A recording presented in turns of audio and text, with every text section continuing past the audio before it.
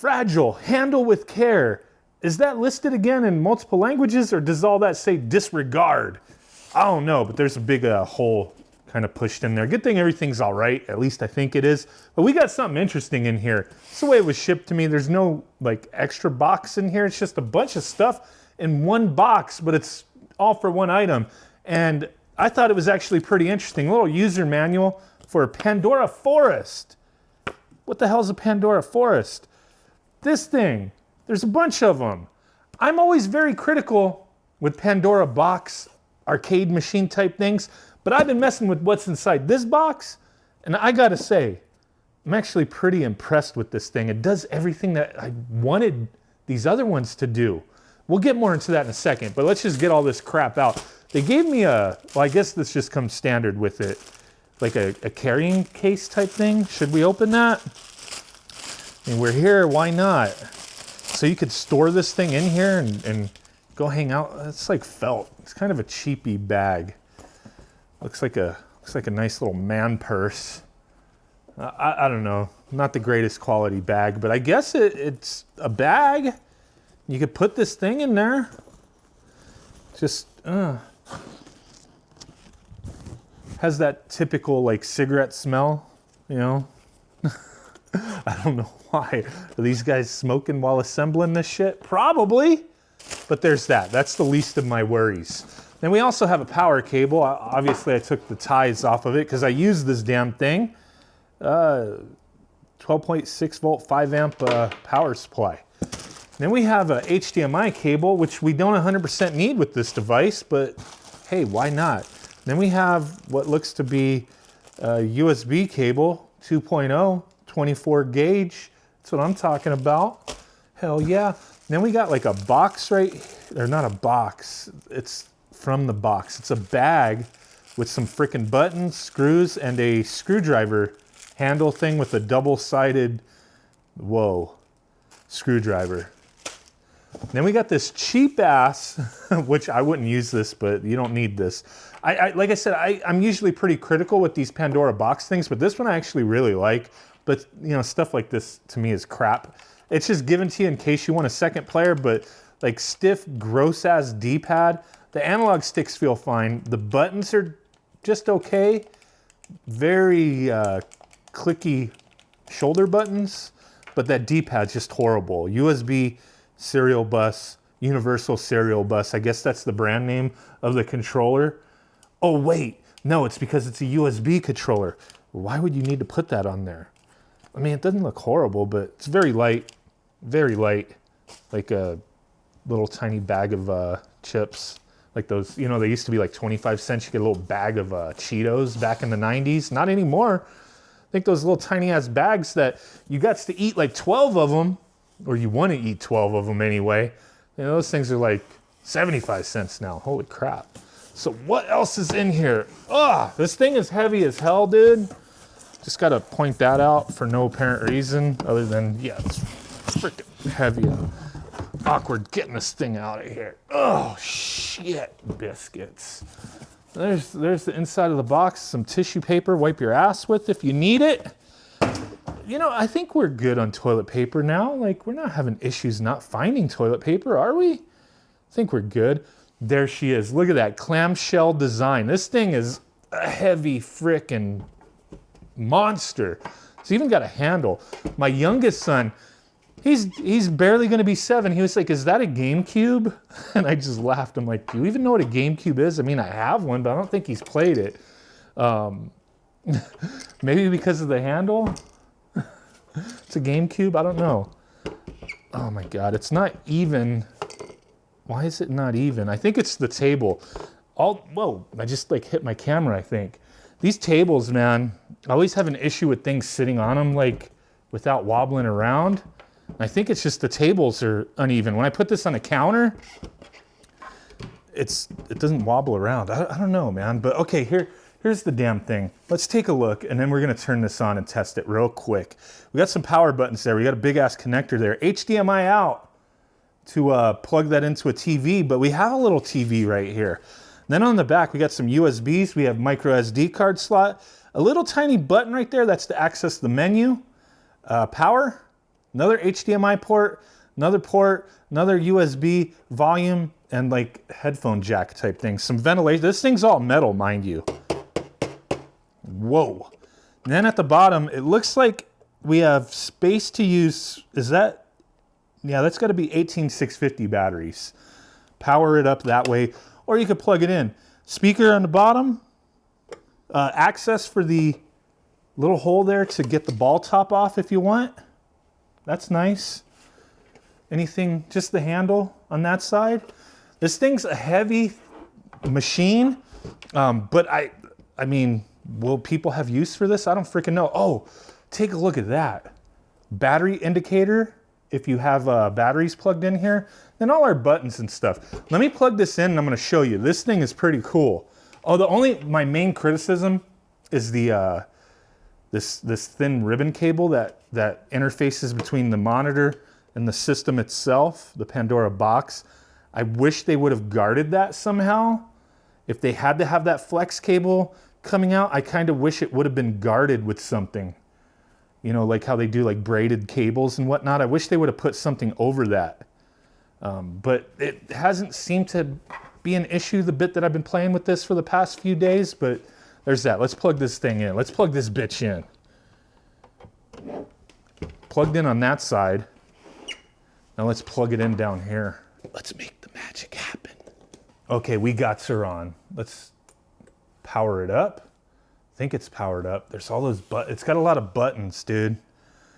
Now, there's a few things that I really like about this.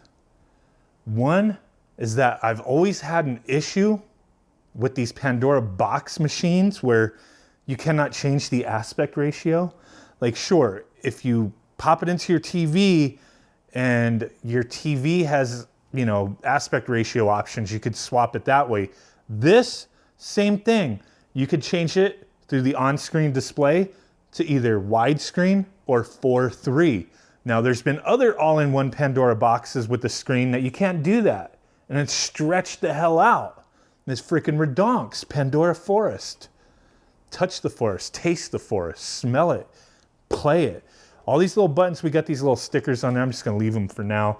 What you call it? What is this thing called? The stick. Of course I know what it's called. It doesn't feel horrible, to be honest with you. It's pretty good. Let's zoom up. I wanna show you guys the selection here. The selection. So I'm not gonna go through every single frickin' game, but let's, there we go.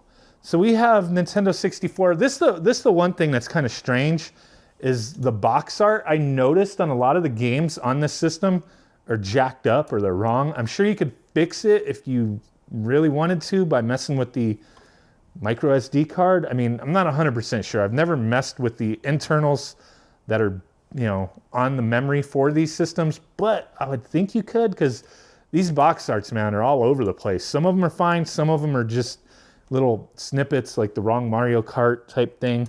But we have Nintendo 64. I'll talk more about performance in a moment. What is this? PSP. We got that PSP action. Really strange choice with the box arts, or the little snap art, whatever you want to call it. Dreamcast. There we go. Yo Noid, bro. Famicom or NES. And the one thing I noticed is, like, most of the game titles are good. Most of them. There's still going to be a handful that are kind of wonky and weird.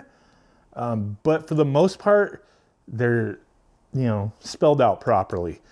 Not a bunch of, like, Chinese text on here. Not from what I've seen, or weird names. Like, there's always weird names where they, you know, okay, like King Kong 3. I get it, but it's Donkey Kong. So you'll still have a few of those. Super Nintendo, a lot of stuff there. MAME, big selection here. We have thousands of games on here, close to, well, I want to say it's over 4,000. I don't know the exact number. Final Burn Alpha, have a lot of stuff there. PlayStation 1, and then back. So we don't have, like, every system on here, but what we have on here, for the most part, is going to play fine. The one thing that I really like is I've played games on both MAME and Final Burn Alpha on this thing, and I haven't had to configure buttons at all. It's just configured properly. Whoa! It is configured properly for Street Fighter type games, and across the board, the button layout just works. So, very happy with that. I have scan lines on right now. I don't normally use scan lines, but just wanted to show them real quick. Yeah, this thing's like kind of, it's just this table, man. I think these tables start to, like the wood kind of dips down in the middle.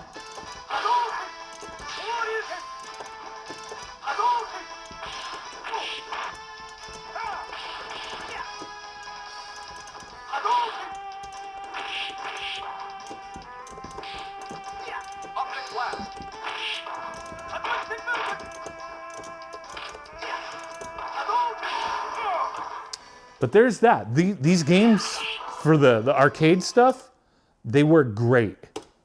So to exit, you hit the pause button and B to exit.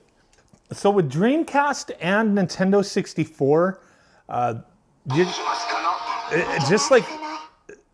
just like most of these types of systems, the Pandora Box 3D systems, performance is going to be kind of a little all over the place.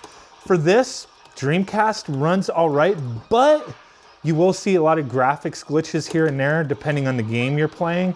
So I just wanted to point that out.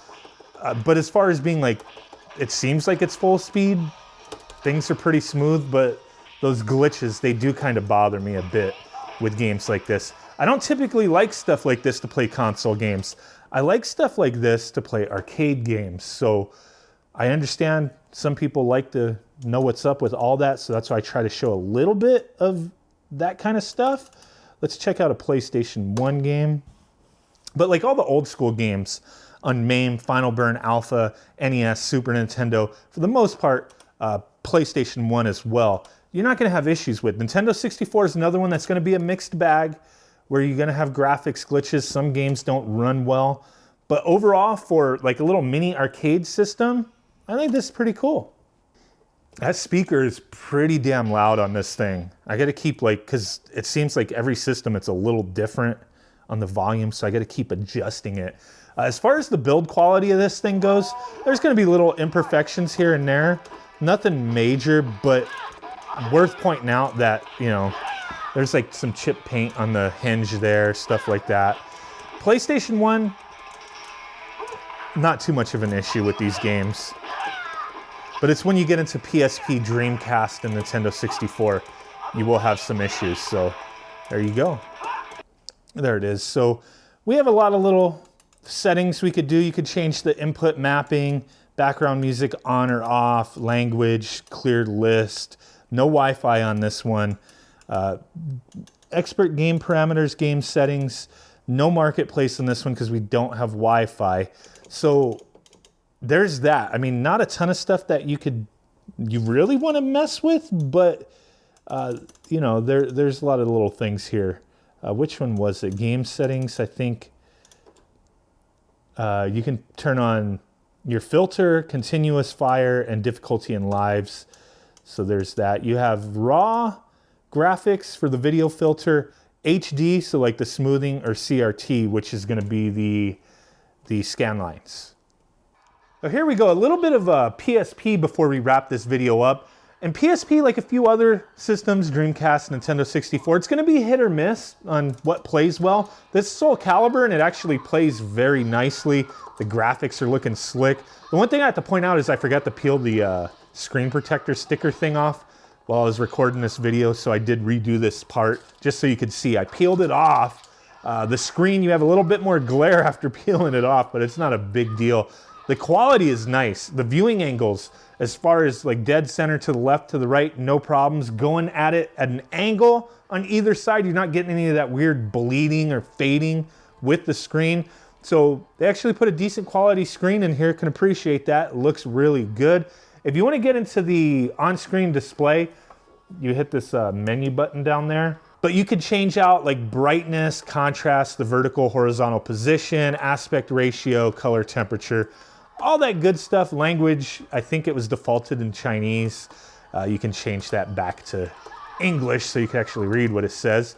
But there you go. I don't think this is the most amazing device in the world, but out of all the ones that I've tested that are similar, as far as Pandora box all-in-one systems, this has been the best one. The buttons feel good, the stick feels good, the screen is good quality, the speaker's decent.